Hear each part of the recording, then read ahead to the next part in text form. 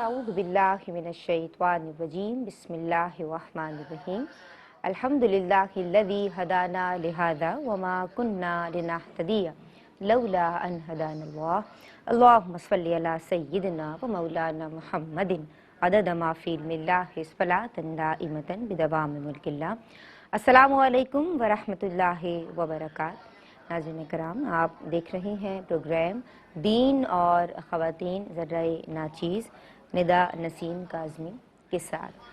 Programme का बुनियादी मकसद सिनफ़ नाज़ुक को दीन इस्लाम के बुनियादी फ़ज़ाइल और मसाइल से यानी अहकाम शरीयत मुत्तहरा से वाक़िफ़ कारी देना है। जनाब, हमने बात शुरू की गुज़िश्ता अगर हम माक़बल एपिसोड्स की बात करें तो हमने बात की नमाज की शराइत के हवाले से और हमने इस सिलसिले को आगे बढ़ाया और हमने नमाज के जो फ़राइज़ हैं जिन्हें अरकान नमाज भी कहा जाता है के ताल्लुक़ से बितफ़सील कलाम किया। आज नमाज का एक ऐसा रुकन कि हदीस की रोशनी में सबसे ज़्यादा क़ुर्ब बंदे को उस हालत में अल्लाह तबारक व तआला से हासिल होता है जिसे सुजूद कहते हैं, जिसे सजदा कहते हैं। बारगाहे रब्बुल इज़्ज़त में, बारगाहे इज़्ज़दी में, सजदे में सरों को झुकाना, अपनी पेशानियों को ज़मीन पे टिका देना अल्लाह तबारक व तआला की रज़ा के लिए, उसकी मोहब्बत के लिए, उसकी खुशनुदी के लिए। पेशानी का जनाब, ये जो पेशानियाँ हैं ना, इनका ज़मीन पे जम जाना ये सजदे की हकीकत है। आज का मौजू बहुत अहम है। हमारे साथ रहिए, अपनी कॉल्स के ज़रिए अपने सवालात को इस प्लेटफॉर्म तक पहुँचाइए। मैं कोशिश करूँगी कि हमारी आलिमात जो यहाँ मौजूद हैं और मुफ्ती साहब जो ऑन पर बराह रास्त मौजूद होंगे इंशाअल्लाह अज़्ज़ा वजल, उन के हुजूर इन सवालात को लेके जाऊँ और शरीयत मुतहरा की रोशनी में आपके सवालात के जवाबात हम सबको मिले। जनाब, आज जो मेहमान स्कॉलर्स हैं माशाअल्लाह मुकम्मल और पुरतासीर कलाम फरमाती हैं, आलिमा सोबिया शाकिर को सलाम अर्ज़ करते हैं। सलाम अलैकुम। वालेकुम सलाम व रहमतुल्लाहि। खैरियत से हैं? अल्हम्दुलिल्लाह रब्बिल आलमीन। हमारी जो दूसरी मेहमान स्कॉलर हैं, आप भी माशाअल्लाह पुरमग़ज़ और नफ़ा बख्श गुफ्तगू फरमाती हैं, आलिमा सदफ़ परवीन को भी सलाम अर्ज़ करते हैं। अस्सलामु अलैकुम व रहमतुल्लाह।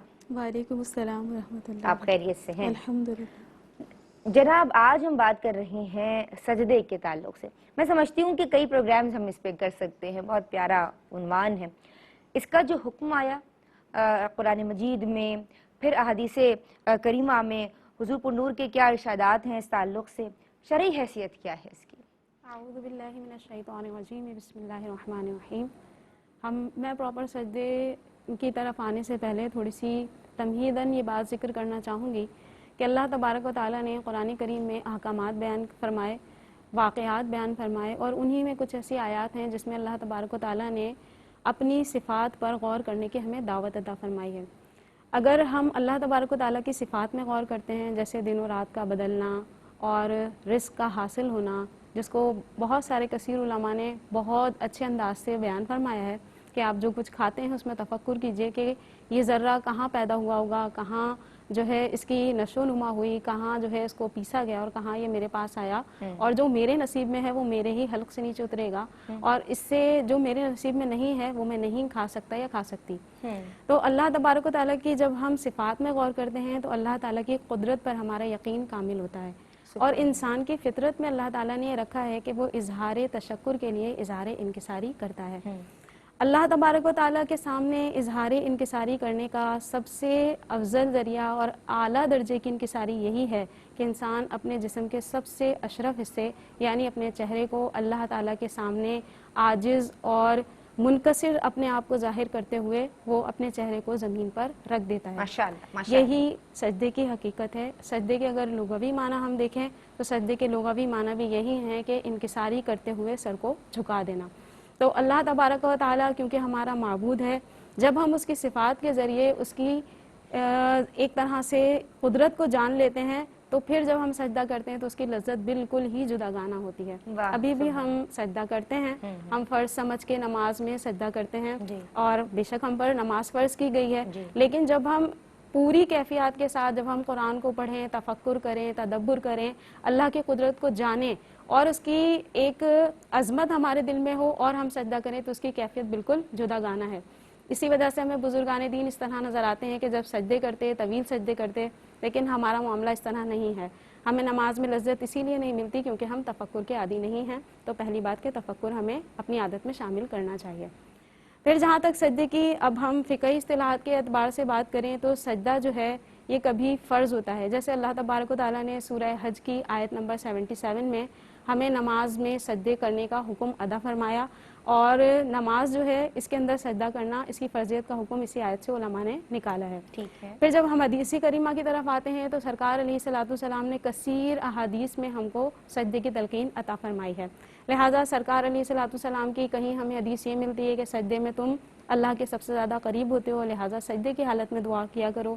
لیکن اس میں ایک بات یاد رکھنی ہوگی کہ جب ہم نماز اپنی جو پڑھ رہے ہیں اس نماز کے سجدے میں اللہ سے دعا نہیں کریں گے، ایسا کریں گے تو نماز فاسد ہو جائے گی۔ اچھا۔ لیکن جب ہمیں دعا کی ضرورت ہے اور ہم چاہتے ہیں کہ ہماری دعا پرتاثیر ہو، اللہ کی بارگاہ میں مقبول ہو، اور ہماری طرف سے جو ذرائع ہمیں دیے گئے ہیں اختیار کرنے کے لیے وہ سجدے کی حالت میں جا کر ہم دعا کریں تو انشاءاللہ اس کی قبولیت کے چانسز مزید بڑھ جائیں گے۔ یعنی الگ سے سجدہ کیا جائے جی یا بالکل۔ وہ پھر نفلی نماز ہو، جی فرض نماز نہ ہو، بالکل کچھ ایسا اس ہی طرح ہے۔ کے معاملات کیے جائیں؟ جی ٹھیک ہے، بالکل ایسا ہی ہے۔ صحیح۔ اس کے علاوہ کبھی جو ہے وہ سجدہ اس کی اگر ہم دو قسمیں کر لیں کہ کسی کو معبود سمجھ کے سجدہ کرنا، اسے سجدہ عبادت کہتے ہیں، اور یہ اللہ تعالیٰ کے علاوہ کسی اور کے لیے جائز نہیں ہے۔ ٹھیک ہے۔ پھر دوسرا سجدہ جو ہماری شریعت ہمیں بتاتی ہے یا قرآن اور حدیث میں ہمیں اس کا ذکر ملتا ہے، جیسے حضرت آدم علیہ الصلوۃ والسلام کو فرشتوں نے سجدہ کیا، جی۔ حضرت یوسف علیہ السلام کے بارے میں ہے کہ ان کے گھر والوں نے ان کو سجدہ کیا، اس کو سجدہ تعظیمی کہتے ہیں۔ پچھلی شریعتوں میں کسی کی تعظیم کو، کسی کی رسپیکٹ کو ظاہر کرنے کے لیے سجدہ جائز تھا، مشروع تھا، لیکن ہماری شریعت میں سجدے کا حکم منسوخ ہو چکا ہے۔ صحیح۔ لہٰذا اب اگر کوئی کسی کی تعظیم کے لیے اسے سجدہ کرے گا تو شدید گناہ گار ہوگا، یہ حرام ہے، گناہ کبیرہ ہے۔ ٹھیک ہے۔ اس کے بعد سجدہ کبھی ہم پر جو ہے وہ واجب ہوتا ہے، جیسے قرآن کریم کی 14 آیتیں ایسی ہیں جن کے بارے میں نبی کریم علیہ الصلوۃ والسلام کا فرمان ہے کہ من سمعھا السجدۃ علی من سمعھا وعلی من تلاھا، یعنی جس نے ان کی تلاوت کی یا جس نے ان کو سنا وہ سجدہ ادا کرے گا، تو یہ سجدے ہم پر واجب ہیں۔ صحیح۔ اب یہ ایک پورا ٹاپک ہے، اس کی بہت زیادہ تفصیل ہے، تو میں صرف اشارت کون سا پہلو ایسا ہے کہ جس پہ بات کی جائے اور ہمیں ایسے لگے کہ بات مکمل اور کافی ہو گئی ہے؟ ماشاءاللہ، لیکن آپ نے دریا کو کوزے میں بند کرنے کی بھرپور کوشش کی ہے۔ ناظرین، ہماری خوش نصیبی ہے کہ ماشاءاللہ ذی خرد، ذی وقار، خدمت دین کے جذبے سے سرشار، بہت قابل اور ذی احترام مفتی محمد مدنی رضا صاحب نے ہمیں آن بھی پر جوائن کیا ہے، انہیں سلام عرض کرتے ہیں۔ السلام علیکم حضرت۔ وعلیکم السلام ورحمۃ اللہ۔ آپ خیریت سے ہیں؟ اللہ کا بڑا کرم۔ ہم دعا گو ہیں۔ سجدے کے تعلق سے آپ کی سمت میں آؤں گی، لیکن میری جو دوسری مہمان اسکالر ہیں ماشاءاللہ، پہلے میں عالمہ صدف پروین آپ کی سمت آؤں گی۔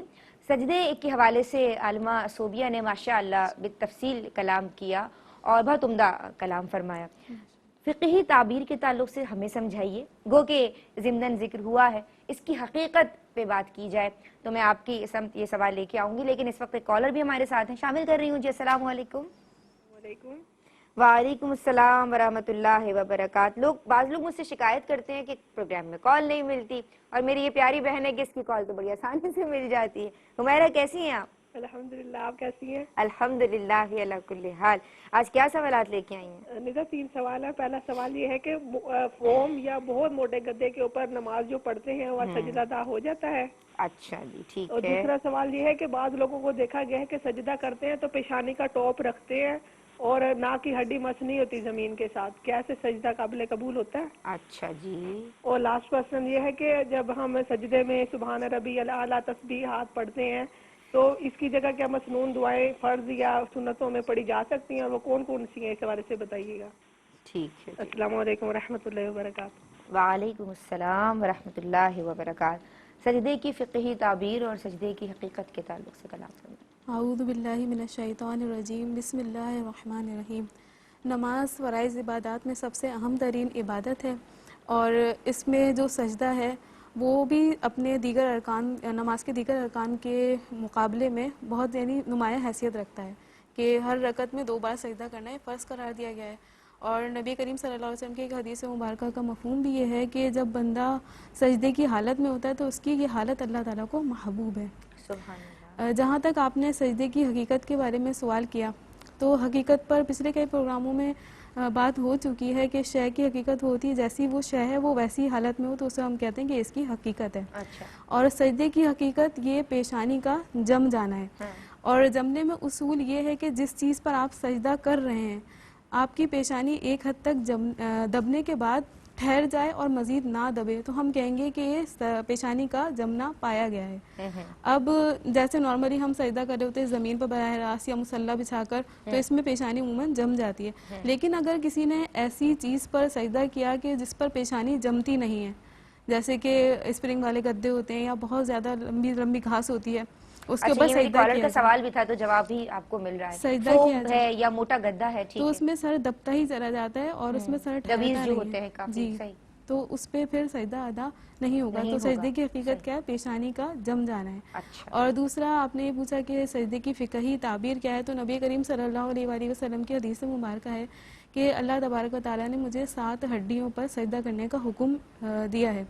تو ان 7 ہڈیوں میں دونوں قدم دونوں گھٹنے اور دونوں ہاتھ یہ 6 ہو گئے اور ایک پیشانی اور ناک کی طرف ان کو یعنی آپ صلی اللہ علیہ وسلم نے ایک ہڈی شمار فرمایا تو یہ 7 ہڈیاں ان پر سجدہ کرنے کا حکم دیا گیا. اب اگر دیکھا جائے پیشانی کا جمنا تو آپ کو بتا دیا یہ جو دونوں ہاتھ ہے اس کا سجدے میں لگنا یہ سنت کریمہ ہے کیونکہ سجدہ اس کے بغیر بھی ادا ہو جاتا ہے. اور دونوں قدم کا لگنا یہ فرض قرار دیا گیا ہے. لہٰذا فقہی تعبیر یوں کریں گے سجدے کی کہ اگر کسی نے سجدہ کیا اس حال میں کہ اس کی پیشانی اور ناک اور دونوں قدم کی کم از کم ایک انگلی کا پیٹ لگنا یہ شرط ہے. اگر یہ پایا گیا تو اس کا سجدہ ادا ہو جائے گا. لہٰذا اگر کسی نے اس طرح سجدہ ادا کیا کہ اس کے دونوں قدم اٹھ گئے تو پھر یہ سجدہ نہیں پایا جائے گا. ہاں تو اس میں یہ کہ اس بات کا خیال ہے کہ لیکن خواتین کے لیے اس میں استثناء ہے. اچھا یہ ایک انگلی کا پیٹ لگنا یہ شرط ہے اور دونوں قدموں کی 3 انگلیوں کا لگنا یہ واجب ہے. اچھا میں اس کی تفصیل بھی جانوں گی. مفتی صاحب کی سمجھی بڑھیں گے. کافی دیر سے بریک کا کہا جا رہا ہے قدموں کا زمین پہ جمنا اور لگنا انگلیوں کا جما دینا یہ بہت ضروری ہے جناب. اس کی تفصیل عرض کی جائے گی اس بریک کے بعد. درود پڑھتے رہیے. بسم اللہ الرحمن الرحیم. السلام علیکم ورحمۃ اللہ. جناب آج دین اور خواتین میں رکن نماز سجدے کے تعلق سے کلام ہو رہا ہے اور بریک سے قبل عالمات ہمیں سمجھا رہی تھیں کہ سجدے کی حقیقت کیا ہے, سجدے کی فقہی تعبیر کیا ہے, اس کی شرعی حیثیت کیا ہے. ہم نے بات کی اور عالمہ صدف پروین نے ہمیں سمجھایا کہ قدموں کا انگلیوں کا زمین پہ لگنا یہ فرض کی حیثیت رکھتا ہے. کم از کم ایک انگلی کا جو پیٹ ہے وہ زمین پہ لگنا چاہیے. ہم نے تفصیل کے لیے ان سے کہا کہ ہم مفتی صاحب کی سمجھ پڑھیں گے تو ہم بڑھ رہے ہیں جناب. مفتی صاحب سجدے کی فقہی تعبیر, سجدے کی حقیقت, قدموں کا زمین پہ جمنا اور اگر کسی نے ایسا سجدہ کیا کہ اس کے قدم ہوا میں ہے تو کیا سجدہ ادا ہوا؟ ایک کالر بھی ہمارے ساتھ ہیں, شامل کر لیتے ہیں پہلے آپ کی اجازت اگر ہے تو. السلام علیکم. وعلیکم السلام. کیسے ہیں آپ؟ جی شکر ہے اللہ تبارک و تعالیٰ کا. کیا سوال لے کے آئی ہیں میری بہن؟ جی سب سے پہلے تو میں آپ کے پروگرام کی تعریف کروں گی, ماشاء اللہ سے بڑا اچھا پروگرام کر رہے ہیں. جی بہت شکریہ, بہت شکریہ.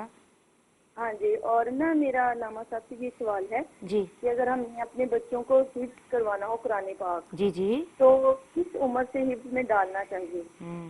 بہت اچھا سوال ہے. کس عمر سے حفظ؟ جی جی جی. اور دوسرا سوال میرا یہ ہے کہ علامہ صاحب سے یہ پوچھنا ہے کہ اگر ہم بچوں کو کہتے ہیں کہ بیٹا میں آپ کو یہ چیز لے دوں گی, میں آپ کو یہ چیز دلا دوں گی, ہم دہلاتے ہیں بچوں کو تو لیکن ہم نا بھول جاتے ہیں یا کسی وجہ سے نہیں چیز لے کے دیتے, تو کیا یہ وعدے کی خلاف ورزی ہوگی؟ یہ وعدہ ہوتا ہے کہ یہ نہیں ہوتا؟ یہ بھی بہت اچھا سوال ہے.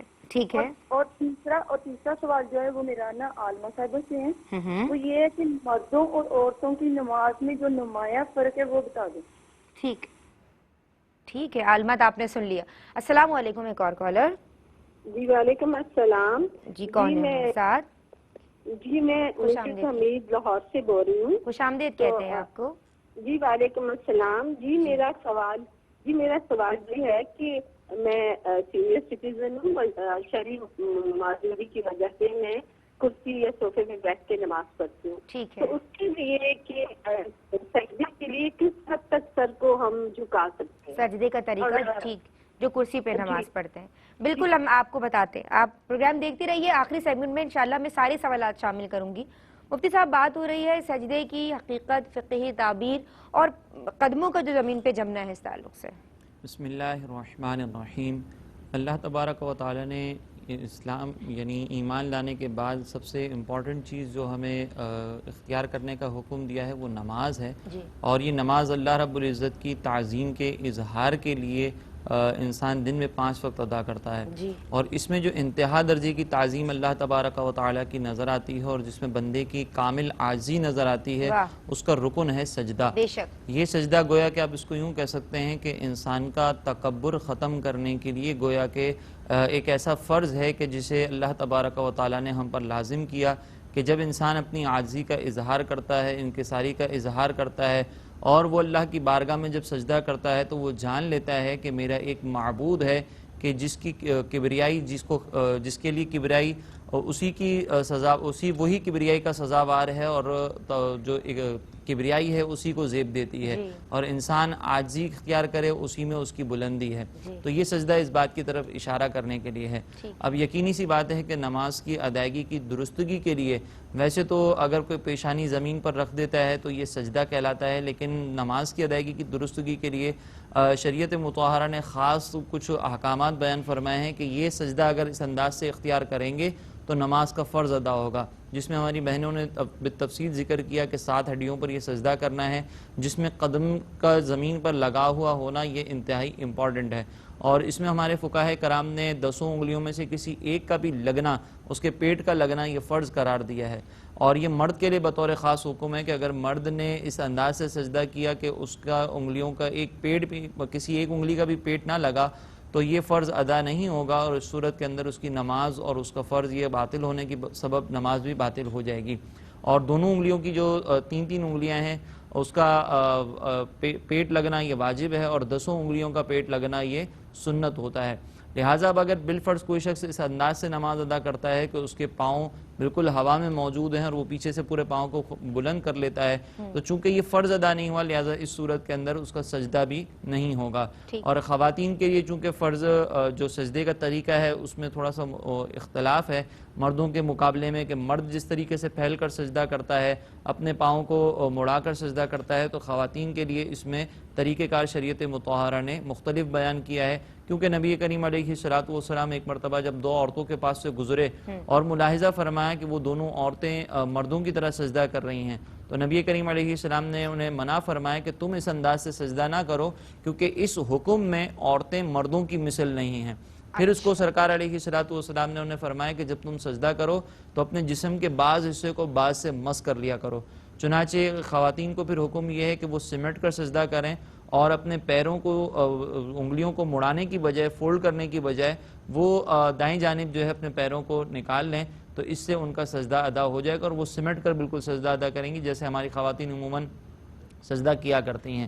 تو یہ ہے سجدے کی حقیقت اور اس کے لیے یہ ضرور ہے. آخر میں ایک چیز میں ذکر کر دوں کہ بعض اوقات کچھ لوگ اس طرح سجدہ کرتے ہیں کہ انگلیوں کی جو نوک ہے وہ لگی ہوئی رہتی ہے, تو اس صورت میں اگر کسی نے اس انداز سے نمازیں ادا کی ہیں سابقہ زندگی میں بھی تو چونکہ ایک انگلی کا پیٹ لگنا یہ فرض ہے تو اس صورت میں بھی ان پر لازم ہے کہ اگر سینٹر پارٹ, بیچ کا حصہ, سینٹر پارٹ, جی یہ جیسے پورا ہے نا اس طرح اگر یہ لگا دیں گے تو اس کو ہم کہتے ہیں کہ یہ انگلی کا پیٹ لگ گیا. تو یہ جو پورا ہوتا ہے انگلی کا پورا پاؤں کی وہ لگانا ضروری ہے. اگر کسی نے صرف اس طرح سجدہ کیا کہ نوک لگی ہے تو اس صورت کے اندر بھی چونکہ فرض تو ادا نہیں ہوا تو سابقہ زندگی میں جتنی بھی نمازیں ادا کی ہیں حتی الامکان اس کو ریپیٹ کرنے کی کوشش کریں اور اگر کچھ رہ جاتی ہیں اور انسان اس دنیا سے رخصت ہو جاتا ہے تو پھر اللہ تبارک و تعالیٰ کی رحمت سے امید ہے کہ اللہ تعالیٰ انہیں معاف فرمائے گا. لیکن آئندہ زندگی میں جان بوجھ کر اس طرح کی نماز اگر ادا کریں گے تو پھر اس پہ سخت گرفت ہو سکتی ہے. ہمارے پروگرام کی برکت سے نیت ہی تو کر لیں, آج اچھی سے نیت تو کر ہی سکتے ہیں نا مفتی صاحب جی بالکل کہ ہم جو ہے وہ نماز میں انگلیوں کو جمائیں گے, اسپیشلی جو مرد حضرات. لیکن نیت یہ کامل ہونی چاہیے, ایسا نہ ہو کہ یہاں پہ انشاءاللہ کہہ دیں اور اس کے بعد پھر بعد میں بھول گئے عمل ہی نہ کریں. تو جناب عمل جو ہے وہ ضروری ہے. اچھا عالمات میں آپ کی سمجھاؤں گی, عالمہ صوبیہ شاکر, سجدہ کرنے کا طریقہ, اس میں میری ایک کالر بہن کا جواب بھی جو ہے وہ پنہا ہے کیونکہ وہ چاہ رہی تھیں کہ خواتین کس طرح سجدہ کریں اور کیا فرق ہوتا ہے, سمجھا دیجئے گا. ایک کالر پہلے میں شامل کر رہی ہوں. السلام علیکم. अस्सलाम वालेकुम, बात कीजिए बहन, आप ऑन एयर हैं। वालेकुम सलाम। वालेकुम अस्सलाम वरहमतुल्लाह। क्या नाम है आपका और क्या सवाल करना चाहती हैं आप? जी मेरा नाम जायदा परवीन है। जी जायदा परवीन, आपको खुशामदीद कहते मेरा हैं, सवाल कीजिए। जी मेरा सवाल है कि माह में जब हैज आते हैं तो 10 दिन का मुद्दत होती है या उससे पहले नमाज पढ़ सकते हैं? कम अज कम मुद्दत। अगर वो नहीं आए ठीक तो? ठीक ठीक ठीक, मैं समझ गई, आपका सवाल शामिल कर लेंगे मेरी बहन। अच्छा ये बताइए, मैं सजदे का तरीका और ज़रा वजाहत फरमा दीजिए ख़वातीन और मर्दों दोनों के तरीक़ों के हवाले से। मर्द हवाजात तो जानते हैं, मैं ख़वातीन के हवाले से ज़्यादा जानना चाह रही हूँ। जी बिस्मिल्लाहिर्रहमानिर्रहीम। देखिए, मर्दों और ख़वातीन की नमाज में जो वाज़े फ़र्क है वो पढ़ने के एतबार से तो कुछ भी नहीं है, लेकिन ये कि जब नियत करते वक्त यानी तकबीर तहरीमा कहते वक्त ख़वातीन अपने हाथों को कंधों तक उठाएंगी और इसके बाद जो है वो अपने हाथों को सीने के ऊपर छाती के नीचे बांधेंगी जब क़िरात शुरू करेंगी। इसके बाद रुकू के लिए जब जाएंगी तो मर्दों की तरह टांगे बिल्कुल सीधी करके और पुश्त बिल्कुल हमवार करके वो रुकू नहीं करेंगी। अच्छा। बल्कि अपनी टांगों को थोड़ा सा आगे की तरफ झुकाएंगी और इतना झुकेंगी कि उनके हाथ बस घुटनों तक पहुंच जाएं। उंगलियां मिली हुई रखेंगी और इस तरह करके जैसे हाथ करके और घुटनों को बहुत ज्यादा झुकना भी जरूरी नहीं है कि कमर सीधी हो जाए। जी बिल्कुल, थोड़ा सा बस बैंड होंगी और फिर इस तरह जो है वो अपने वो घुटनों को पकड़ेंगे कि ये अंगूठा और ये उंगलियां इस तरह करके ये यूं इस तरह करके दोनों घुटने पकड़ लिए, तस्बीह कहकर फिर वही है कि कौमा यानी कि सीधा खड़ा होना रुकू से। फिर इसके बाद अब जब सजदे के लिए जाएंगी तो इसका मसनून तरीका ये है कि सबसे पहले अपने घुटनों को रखें जमीन पर, फिर इसके बाद सीधी तरफ जो है अपने दोनों पैरों को निकाल दें, उल्टे साइड का जो यानी लेफ्ट हमारा जो पहलू है या हमारा हिप है उस पर बैठ जाएं। फिर इसके बाद दोनों हाथों को जमीन पर रखें, उंगलियां बिल्कुल सीधी क़िबला रू होनी चाहिए और इन हाथों के दरमियान अपने सर को इस तरह रखें कि पहले नाक रखें और फिर उसके बाद पेशानी। और इस दौरान में हमारे जो बाजू हैं या हमारे पहलुओं से जितने करीब हों उतना बेहतर है। कलाइयाँ बिछी हुई होंगी ज़मीन पर और फिर उसके बाद सजदे की तस्बीह सुब्हान रब्बियल आला ये 3 मरतबा कम अज़ कम कहें। और सजदे से सर उठाते वक्त क्या करेंगे कि पहले पेशानी उठाएंगे और फिर नाक की हड्डी उठाएंगे, हाथ उठाकर दोनों अपने रानों पर रख लेंगे, घुटनों के करीब लटकाना नहीं है या कुछ भी नहीं, बस रान पर हाथ रख लेने, सीधे बैठेंगे, ये जलसा कहलाता है। और फिर उसके बाद दूसरा सजदा भी इसी तरह अदा कर लेंगे। तो ये फ़र्क है। इसके बाद मर्द जब सजदा करेंगे तो ये क्या करेंगे कि अपनी सिर्फ हथेलियाँ ज़मीन पर रखेंगे, घुटने और कदमों का जैसे अभी जिक्र हुआ कि पाँव की उंगलियाँ इस तरह लगी होंगी और पेशानी और नाक जो है वो इस तरह करके अपने दोनों हाथों के दरमियान में सर रखकर नाक पेशानी दबा लेंगे। और इनके जो पहलू होंगे वो बाजू अलग अलग होंगे बिल्कुल पहलुओं से, खूब कुशादा होकर और खुलकर मर्द जो है वो सजदा करेंगे और ख़वातीन सिमट कर सजदा करेंगे, जैसे कि अभी हदीस भी बयान की गई। इसी तरह से हज़रत अली रज़ियल्लाहु तआला अन्हु का कौल भी है मुसन्नफ़ इब्न अबी शैबा में कि जब ख़वातीन नमाज अदा करें तो उन्हें चाहिए कि वो अपने यानी एक तो ज़मीन से बिल्कुल चिमट कर सजदा करें और अपनी रानों को अपनी पिंडियों के साथ मिला लें, यानी जो मैंने हैत बयान की बिल्कुल उसी तरह सजदे की कैफियत बयान की गई है। ठीक है, तो जनाब ख़वातीन के लिए क्योंकि सजदे के हवाले से कलाम हो रहा है, सिमट के सजदा करने का हुक्म है कि आप का जो जिस्म है वो जितना ज़मीन से लग जाए और जितना सिमट जाए, ये शरीयत को ज़्यादा महबूब भी है और मतलूब भी। एक कॉलर हमारे साथ हैं। अस्सलाम वालेकुम। वालेकुम अस्सलाम, मैं आलिया बात कर रही हूँ लाहौर से। आलिया, खुशामदीद कहते हैं जी। जो मुझे मुफ्ती साहब से पूछना ये था कि अब तक जो नमाजें था कि वो सिमट कर ही की जैसे कि उनको करने का हुक्म था, लेकिन ये था कि पाँव बाहर की तरफ नहीं निकाल पाए क्योंकि वो थोड़ी तकलीफ महसूस होती थी, थोड़ा खड़ा ही रखा लेकिन वैसे सिमटा हुआ ही था। तो उन सजदों में भी कोई कबाहत हो सकती है? ठीक है, सीधी तरफ ना निकाल पाए, पाँव सीधी तरफ आप ना नहीं निकाल पाई लेकिन कोई तकलीफ थी उसकी वजह से ना, जान के आपने ऐसा नहीं किया। ठीक है जी, बहुत शुक्रिया, आपने हमें कॉल किया। इस वक्त हम एक ब्रेक ले रहे हैं, कॉलर्स के सवालात भी हैं, कंटेंट के कुछ सवालात भी हैं और मजीद कॉल्स भी हम शामिल कर सकते हैं। हमारे साथ रहिए, दुरूद पढ़ते रहिए। अल्लाह बिस्मिल्लाहिर्रहमानिर्रहीम, अस्सलामु अलैकुम वरहमतुल्लाह। जनाब आप ARYQ TV पे देख रहे हैं दीनी मसाइल का प्रोग्राम दीन और ख़वातीन। एक कॉलर हमारे साथ हैं जी। अस्सलामु अलैकुम। अस्सलामु अलैकुम। वालेकुम अस्सलाम। जी मेरी बहन, क्या नाम है आपका और क्या सवाल करना चाहती हैं? मेरा नाम मारिया है। मारिया। और मेरा सवाल ये है कि हम नमाज पढ़ते हैं तो हमारा दुपट्टा इधर उधर हो जाता है, जैसे हमारा पेशानी से ऊंचा हो जाना, तो क्या हम नमाज के दरमियान अपने कपड़े ठीक कर सकते हैं जैसे हमारा थोड़े से कपड़े इधर उधर हो जाते हैं? समझ गई, ठीक है, बहुत शुक्रिया आपने हमें कॉल की। आलिमा सदफ, सजदे की तस्बीहात बयान फरमा दें। بسم اللہ الرحمن الرحیم. سورۃ الاعلیٰ کی آیت سبح اسم ربک الاعلیٰ جب نازل ہوئی تو نبی کریم صلی اللہ علیہ وسلم نے ارشاد فرمایا کہ اسے اپنے سجدے میں شامل کر لو، داخل کر لو، یعنی اپنے سجدے میں سبحان ربی الاعلیٰ پڑھا کرو. اب اس کی تعداد کتنی ہو تو یہ حضرت عقبہ بن عامر رضی اللہ تعالیٰ عنہ کی ایک روایت ہے. نبی کریم صلی اللہ علیہ وسلم نے ارشاد فرمایا اذا سجد احدکم کہ جب تم میں سے کوئی سجدہ کرے تو فلیقل فی سجودہ سبحان ربی الاعلیٰ ثلاثا، تو اسے چاہیے کہ اپنے سجدوں میں 3 مرتبہ سبحان ربی الاعلیٰ کہہ لیا کرے.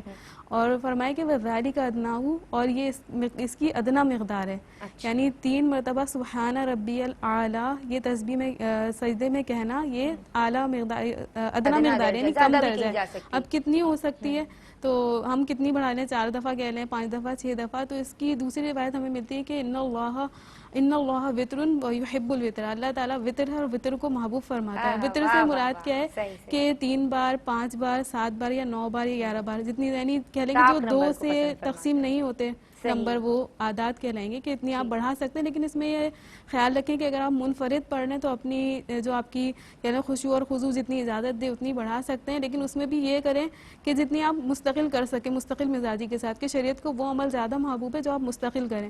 اور اگر امام صاحب ہیں تو پھر انہیں مقتدیوں کی رعایت کرنی ہوگی کہ جتنی وہ کر سکتے ہیں. ٹھیک ہے، انفرادی نماز جو پڑھ رہا ہے وہ پھر تعداد کو بڑھا لے. لیکن وطر کے حوالے سے بات ہوئی کہ اللہ کو طاق عدد پسند ہے، یا وہ خود بھی ایک طاق عدد رکھتا ہے، تو اسی لیے اللہ تبارک و تعالیٰ کی رضا کے لیے ہمیں طاق عدد میں تسبیحات کرنی چاہیے. ایک کالر ہمارے ساتھ ہیں. السلام علیکم. السلام علیکم. جی وعلیکم السلام. جی میں واقعین سے مسز نایاب بات کر رہی ہوں. مسز نایاب، میرا آپ سے سوال، آپ کو خوش آمدید کہتے ہیں. جی میرا یہ سوال ہے آپ سے کہ 24 گھنٹے میں کتنی مرتبہ زوال کا ٹائم ہوتا ہے؟ کیا یہ رات کو بھی ہوتا ہے اور کتنی دیر تک رہتا ہے؟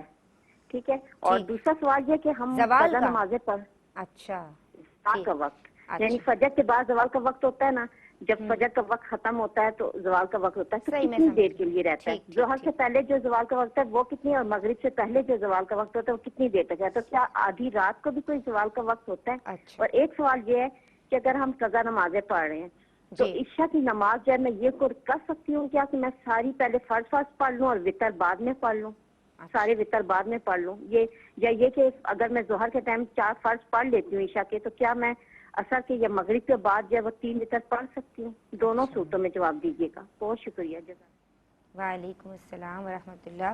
بہت شکریہ میری بہن، آپ نے ہمیں کال کی. آپ کے سوالات میں بالکل شامل کروں گی. آپ کی بات مکمل ہو گئی تھی سجدے کی تسبیحات کے تعلق سے. مفتی صاحب سجدوں کے درمیان میں بیٹھنے کی شرعی حیثیت کے تعلق سے سمجھا دیجیے. بسم اللہ الرحمن الرحیم. یہ جو 2 سجدوں کے درمیان ہم بیٹھتے ہیں اس کو جلسہ کہا جاتا ہے اور اس کی شرعی حیثیت واجب کی ہے.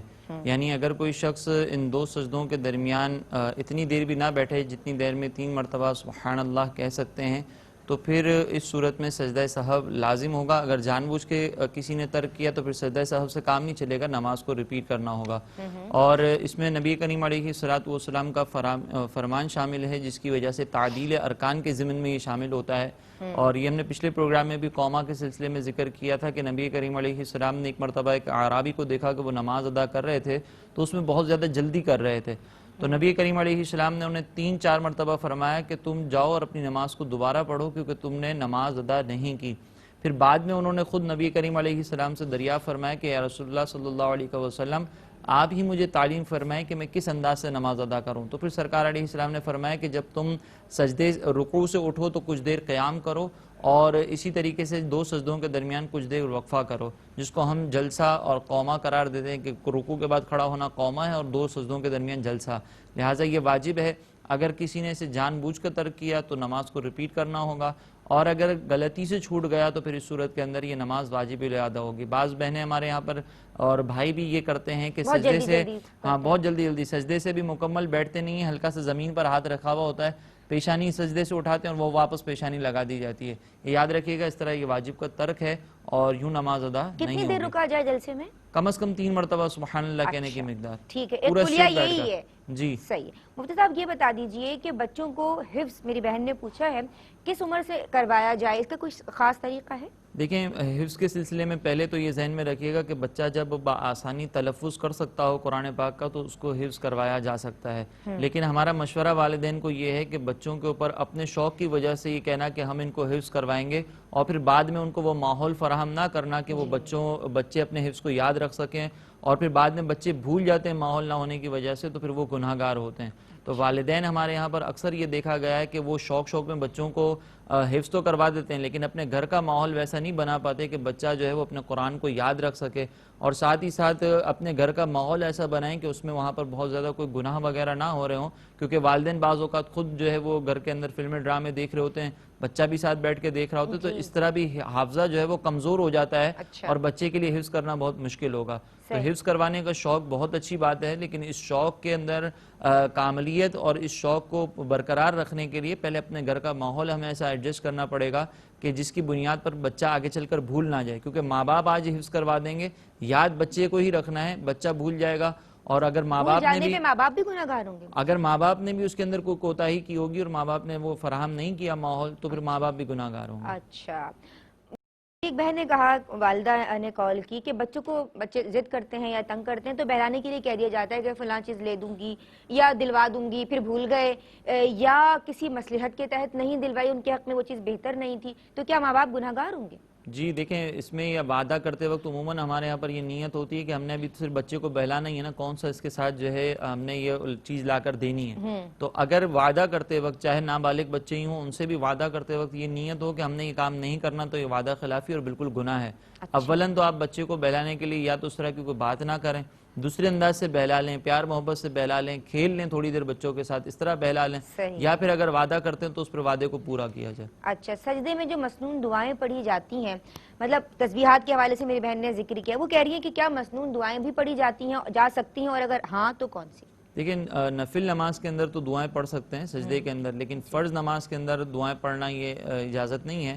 نفل نماز کے اندر کوئی خاص ایسی دعا منقول نہیں ہے، وہ ہر نماز کی مختلف ہوتی ہے، جیسے صلاۃ و تسبیح کے اندر تسبیحات پڑھی جاتی ہیں، تو وہ اگر کوئی پڑھتا ہے تو اس میں کوئی حرج نہیں ہے۔ اچھا ٹھیک ہے۔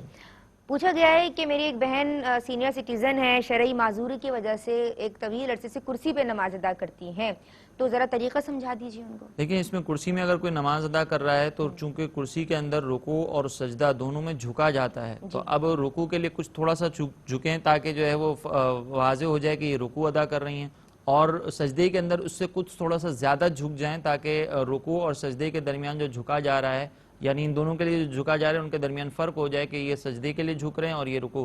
اب اس میں یہ نہیں کہ بالکل نیچے تک چلی جائیں یا ہاتھ آگے کرنا، یہ ضروری نہیں ہے، اگر ہاتھ بھی آگے کر لیتی ہیں تو کوئی حرج نہیں ہے، جیسے سجدے کے اندر بعض بہنیں جو وہ یوں ہاتھ آگے رکھ لیتی ہیں، اگر یہ کر لیں تو کوئی حرج نہیں ہے، لیکن یہ کرنا ضروری نہیں ہے، بس تھوڑا سا رکوع کے مقابلے میں زیادہ جھکنا ہے۔ ٹھیک ہے حضرت۔ اچھا یہ بتائیے کہ اب تک میری بہن عالیہ نے سوال کیا ہے لاہور سے کہ اب تک جو نمازیں انہوں نے ادا کی ہیں وہ سمٹ کے ہی ادا کی ہیں جیسے سمجھایا گیا ہے، لیکن پاؤں انہوں نے کہا ہے کہ کوئی شرعی عذر تھا یا کوئی تکلیف تھی، کوئی بیماری تھی جس کی وجہ سے وہ پاؤں سیدھی جانب نہیں نکال پائیں، تو اب شرعی حکم کیا ہوگا؟ خواتین کے لیے بہتر ہوتا ہے کہ وہ سیدھی جانب پاؤں نکالیں، اگر بالفرض وہ کسی وجہ سے نہیں نکال سکیں تو اس میں کوئی حرج نہیں ہے، کوئی حرج نہیں ہے۔ ٹھیک ہے۔ ایک اور بہن نے پوچھا ہے کہ 24 گھنٹوں میں زوال کا جو ٹائم ہوتا ہے وہ کتنی بار آتا ہے اور کتنی دیر تک رہتا ہے؟ کیا آدھی رات کو بھی زوال کا کوئی وقت آتا ہے؟ یہ دیکھیں مکروہ وقت جو ہے یہ 3 ہیں، ایک ہوتا ہے فجر کے بعد، اور دوسرا ہوتا ہے ظہر سے پہلے، اور ایک ہوتا ہے مغرب سے پہلے اور عصر کے بالکل آخر وقت میں۔ اس کو آسانی سے یوں سمجھ لیں کہ جیسے ہی فجر کا وقت ختم ہوتا ہے تو فجر کا وقت اس وقت ختم ہوتا ہے جیسے ہی سورج کی ایک کرن چمکتی ہے، تو یہ سورج کی جیسے ہی کرن چمکے گی فجر کا وقت ختم ہوگا اور مکروہ وقت کا آغاز ہوگا۔ اب جب تک سورج مکمل طور پر طلوع نہیں ہو جاتا، مکمل طور پر باہر نہیں آ جاتا، جب تک یہ مکروہ وقت رہتا ہے، تقریباً 20 منٹ ہوتے ہیں۔ پھر اس کے بعد ظہر سے پہلے کا جو وقت ہوتا ہے اس کو ہم کہتے ہیں وقت دحوہ کبریٰ۔ یہ دحوہ کبریٰ کے وقت اس وقت ہوتا ہے کہ جب سورج، ہم نے پچھلے پروگرامز میں یہ ذکر کیا تھا کہ جب نصف النہار شرعی سے نصف النہار حقیقی تک جو ٹریول کرتا ہے، اس وقت کو جو ہے وہ دحوہ کبریٰ کا وقت کہا جاتا ہے۔ اب اس میں چونکہ عام طور پر عام لوگوں کو تو واقفیت نہیں ہوتی کہ یہ کس طریقے سے معلوم ہوگا، تو وہ کیلنڈر کا یوز کر لیں اور پریئر ٹائمنگز وغیرہ کی جو اپلیکیشن آتی ہیں وہ دیکھ لیں، اور اس میں جو ہے دحوہ کبریٰ کا جو وقت ہو اس کو دیکھ لیں کہ کب سے کب تک وہ دحوہ کبریٰ کا وقت ہے۔ جس وقت سے آغاز ہو رہا ہے اس وقت سے لے کر ظہر تک یہ نماز ادا نہیں کر سکتے۔ اور ایک ہوتا ہے کہ جب مغرب سے پہلے کا وقت، یہ اس وقت ہوتا ہے کہ جب سورج پر آپ بلا تکلف نگاہیں جما سکیں نا تو مکروہ وقت کا آغاز ہو جاتا ہے. یہ بھی تقریباً عصر کے آخری 20 منٹ ہوتے ہیں. اس میں بھی کسی قسم کی کوئی نماز ادا نہیں کی جا سکتی. البتہ اگر اس دن کی ظہر کسی وجہ سے عصر کسی وجہ سے ادا نہیں کی تھی تو اب وہ اس مکروہ وقت کے اندر ادا کر سکتے ہیں, لیکن جان بوجھ کر اتنی تاخیر کرنا گناہ ہوتا ہے. مجبوری ہو تو کر سکتے ہیں. اس کے علاوہ کوئی ایسا وقت نہیں ہے رات میں یا دن میں کہ جو مکروہ وقت کہلاتا ہو جس میں نماز ادا کرنا ممنوع ہو. یہ 3 اوقات ہیں, رات وغیرہ میں کچھ بھی نہیں ہے. پوچھ رہی ہیں کہ عشاء کی قضا جو ہے وہ فرض کے ساتھ ظہر کی فرائض کے ساتھ پڑھ لیں تو پھر وتر کب ادا کریں, کچھ طریقہ سمجھا دیکھیں اس میں اگر کوئی صاحب ترتیب ہے نا تب تو اس کو ترتیب بار ساری نمازیں ادا کرنی ہوں گی, لیکن اس میں بھی یہ نہیں ہے کہ اگر میں نے مثال کے طور پر عشاء کے وقت میں ظہر کی نماز نہیں پڑھ سکتی یا مغرب کی نماز نہیں پڑھ سکتی, ایسا نہیں ہے. کسی بھی وقت میں نماز ادا کر سکتے ہیں, بس یہ 3 مکروہ اوقات کے اندر نماز نہیں پڑھ سکتے. بہت شکریہ مفتی صاحب آپ کا, عالمات آپ دونوں کی بہت مشکور ہوں. ناظرین آپ لوگوں کا بہت شکریہ, پروگرام دیکھتے رہیے. انشاءاللہ کل اسی مطلب نماز کے ارکان ہی کے حوالے سے ایک نئے رکن کے ساتھ حاضر ہوں گے. فی امان اللہ. السلام علیکم ورحمۃ اللہ.